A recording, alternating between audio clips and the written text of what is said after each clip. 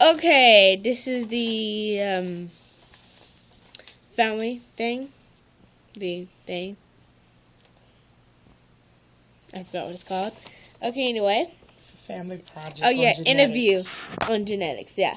Okay, this one mommy. Right there. My girl. Pal, my girl. Okay, question one. Are there any unique genetic traits passed on through the generations?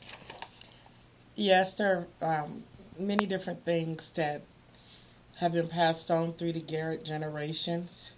Um, that is noticeable from my grandfather, which is your great grandfather, on through some of the babies now.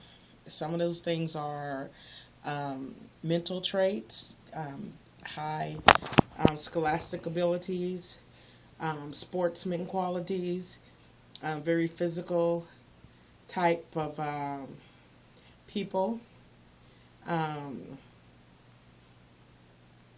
eye shapes, chin structures, different things like that are in our family. Okay. Question number 2. Can you name some? Well, I just named some, but one of the things that I'm going to point out to you would be my grandfather, your great grandfather, Floyd Garrett. This is a picture of him and my grandmother. I didn't know my grandmother, but I did get to know my grandfather before he passed away. And one of the unique qualities, physical qualities about him are his gray eyes, as you can see right there. He has gray eyes. Sometimes they will look blue. Depending on what he was wearing, they would change colors at times. And he also had sandy hair. So some of my cousins and some of my family members have sandy hair and all that. Well, to make a long story short, between my grandmother and grandfather, they had 15 kids. And as you can see right here, there's some of them has grown adults. Out of those 15 kids, none of them have gray eyes like my grandfather. Some with that light.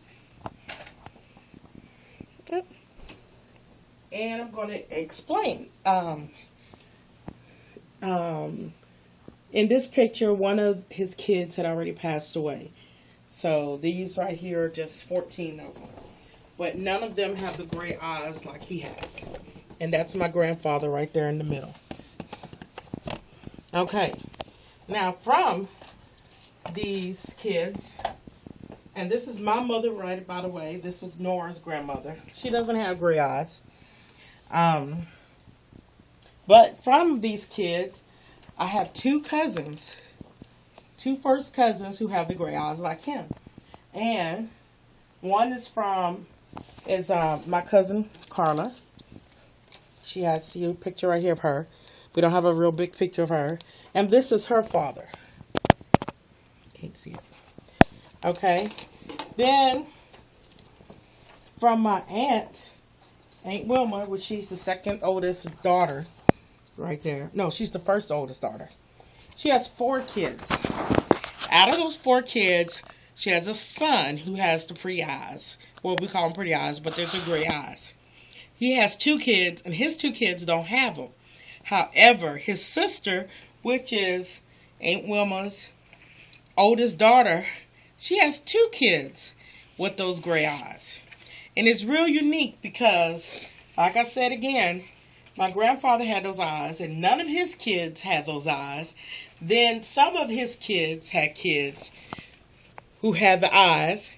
And then those kids who had the eyes, like my cousin Carla, she has 2 kids, and her kids don't have those colored eyes. So it's very unique how a genetic trait like that can jump around in the family. And it happens to other people too, freckles. There are some people, my family members have freckles. We have that, different other things too. But that's always been the thing that stood out were the gray eyes that has been inherited from my grandfather. Now, what could happen is that one day Nora or any of my other kids, they might have kids with gray eyes. I didn't have gray eyes, and my mother didn't have gray eyes, but who knows? But I've always been fascinated with traits, genetic traits, and tracing them on in families like that. Any more questions? Okay, I have 2 more. What's an unusual trait passed on? Well, the gray eyes is one unusual trait because I'm sure you're learning about dominant and recessive traits. And Yes, we are. Gray eyes, I do believe, are a recessive trait. And in order for it to be passed on, both the mommy and the daddy have to have the trait in them. They might not have that particular trait dominant in them, but it's in their DNA makeup, and it could be passed on. Okay. Well, one more question. Can you list how it's detected in the generations? Well, like I just said, we're going to say that my grandfather, Nora's great-grandfather, will be the first generation, even though he's passed away now. But that's where we can go as far back as tracing him. And then the second generation will be his kids. So it's not in the second generation, but it is in the third generation because it's in